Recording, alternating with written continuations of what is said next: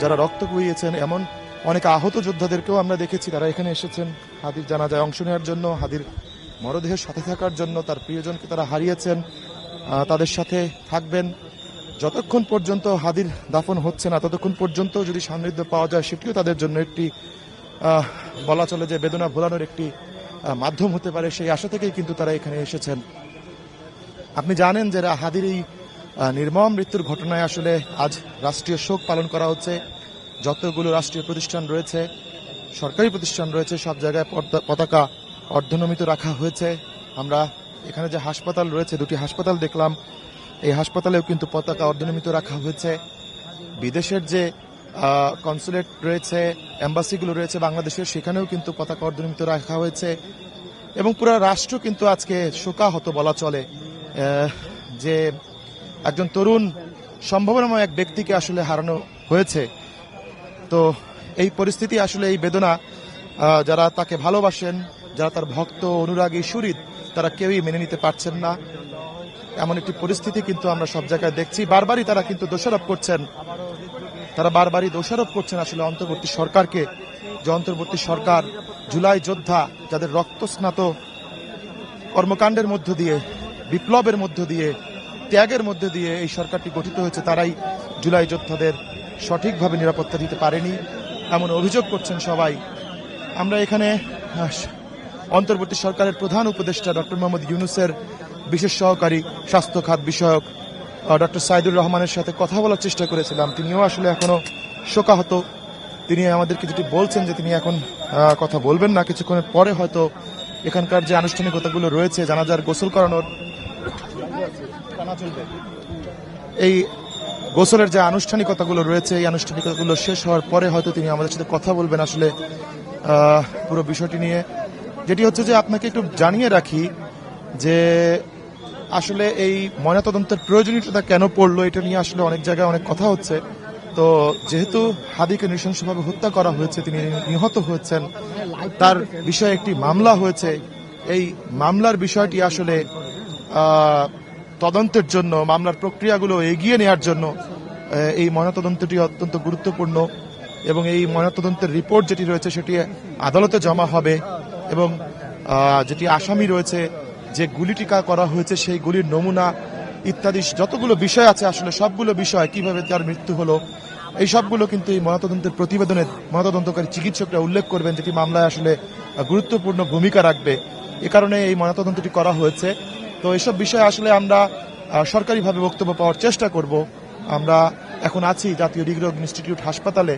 আপনি দেখতে পাচ্ছেন হাদির মরদেহ বহনকারী যে অ্যাম্বুলেন্সটি রয়েছে, সেই অ্যাম্বুলেন্সটি এরই মধ্যে প্রবেশ করেছে জাতীয় হৃদরোগ ইনস্টিটিউট হাসপাতালে। এখানেও কিন্তু একটি হৃদয় বিদারক আমরা ছবি দেখতে পাচ্ছি। হাদির যে ভক্ত অনুরাগী যারা রয়েছে, তারা কিন্তু সবাই শোকাহত। আমরা একটু চেষ্টা করছি, আমাদের যে সহকর্মী তপু রয়েছে, ক্যামেরা পরিচালনা করছেন, তার মাধ্যমে একটু ভালো ছবি দেখার জন্য। তপু যদি আমাদেরকে আরেকটু দেখানোর চেষ্টা করতেন, আপনি আসলে ওদিকে উপরের দিকে ক্যামেরাটি নিয়ে যে কি হচ্ছে, তাহলে আমরা একটু বুঝতে পারতাম যে আসলে ওখানে কার্যক্রম কি চলছে। আমরা দেখতে পাচ্ছি যে স্বাস্থ্য অধিদপ্তরের কর্মকর্তা এবং হাসপাতালের সংশ্লিষ্ট যে কর্মকর্তারা রয়েছেন, তারা সেখানে আছেন এবং তারা এই মরদেহটি আসলে এখান থেকে গোসলের জন্য যে পরবর্তী আনুষ্ঠানিকতা রয়েছে, সেই আনুষ্ঠানিকতার জন্য নিয়ে যাওয়ার চেষ্টা করছেন। আমরা দেখতে পাচ্ছি এখন মরদেহটি অ্যাম্বুলেন্স থেকে নামানোর কাজ চলছে। আমরা চেষ্টা করব আপনাদের কিছুটি দেখানোর। প্রিয় দর্শক, আপনারা আমাদের সাথে থাকুন। এখানে আসলে অনেক ভিড়, ধাক্কাধাক্কি, সবারই কৌতূহল, হাদিকে শেষবারে দেখার অনেকের ইচ্ছা, এই সব কিছু মিলিয়ে এখানে একটি মানে অনেক ভিড় বলা চলে। যে এর মধ্যে দিয়েই আমরা আসলে আপনাদেরকে দেখানোর চেষ্টা করছি যে হাদিকে গোসল করার জন্য যে টিমটি রয়েছে, সেই টিমটি আসলে এখানে চলে এসেছে। তারা হাদিকে গ্রহণ করবে, এখান থেকে তার মরদেহটি নিয়ে যাবে এবং গোসল করাবে। আপনি জানেন যে ইসলামী রীতি অনুযায়ী গোসলের যে বিধানগুলো রয়েছে, সেই বিধানগুলো সম্পন্ন করতে হবে। অর্থাৎ ডান কাতে একবার গোসল করাবে, বাম কাতে গোসল করানো হবে, তারপরে পেছনে গোসল করানো হয়। এই সবগুলো যে প্রক্রিয়া রয়েছে ইসলামী রীতি অনুযায়ী, সব প্রক্রিয়া কিন্তু সম্পন্ন হবে এই হৃদরোগ ইনস্টিটিউট হাসপাতালে। এরপরে কাফনের কাপড়ে তাকে মুড়িয়ে ফেলা হবে, সাদা কাফনের কাপড়ে, যেটি তাকে এই কাপনে মুড়িয়ে তার কফিনটি নিয়ে যাওয়া হবে মানিক মিয়া এভিনিউয়ে এবং সেখানে সারা দেশের মানুষ অংশ নেবেন হাদির জানাজায়, এমনটি আমরা দেখতে পাচ্ছি। এখন পর্যন্ত আমরা চেষ্টা করছি সেখানকার পরিস্থিতি দেখানোর জন্য।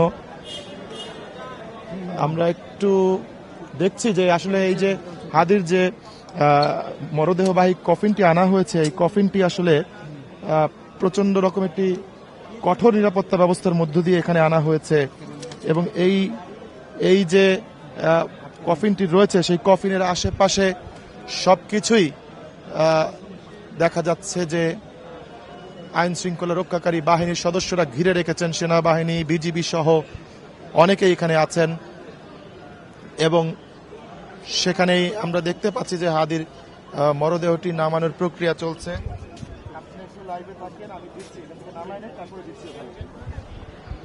আমরা দেখতে পাচ্ছি যে আইন শৃঙ্খলা রক্ষাকারী বাহিনী পুরো অ্যাম্বুলেন্সটি ঘিরে রেখেছে, সেখানে সাধারণ কোনো মানুষের যাওয়ার কোনো সুযোগই কিন্তু রাখা হচ্ছে না। যদিও দেখতে পাচ্ছেন আপনি আশেপাশে কিন্তু অনেক লোকজন এখানে এরই মধ্যে ভিড় করেছেন, যারা হাদিকে ভালোবাসেন, যারা হাদির ভক্ত অনুরাগী, যারা হাদির সহযোদ্ধা।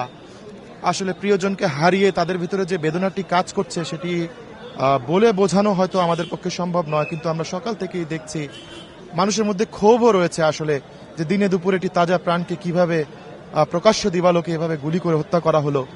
এবং এই বিষয়ে এখন পর্যন্ত যারা সংযুক্ত কিংবা হত্যাকাণ্ডটি ঘটিয়েছে কিংবা হত্যাকাণ্ডটির পরিণতি ঘটিয়েছে তাদেরকে এখন পর্যন্ত গ্রেপ্তার করা হয়নি। এই বিষয়ে ক্ষোভ কিন্তু সবার মধ্যেই আমরা দেখতে পাচ্ছি এবং দুঃখও আমরা দেখতে পাচ্ছি। আসলে হাদির ব্যক্তিগত জীবন যেটি ছিল, আপনারা জানেন যে একজন মমতায় ঘেরা একজন লোক ছিলেন, যাকে দেখতেন তাকেই কিন্তু তিনি বুকে জড়িয়ে নিতেন। ছোট বড় কারো, ছোটদের প্রতি তার অগাধ ভালোবাসা, স্নেহ, বড়দের প্রতি অগাধ সম্মান, এমন একটি ব্যক্তিগত চরিত্র কিন্তু ছিল হাদির। আপনি দেখতে পাচ্ছেন সেখানে তার লাশ গোসলের জন্য নামানোর প্রক্রিয়া চলছে। তো প্রিয় দর্শক আমরা জানি যে তার মরদেহটির জানাজা অনুষ্ঠিত হবে মানিক মিয়া অ্যাভিনিউয়ে সংসদ ভবনের দক্ষিণ প্লাজায়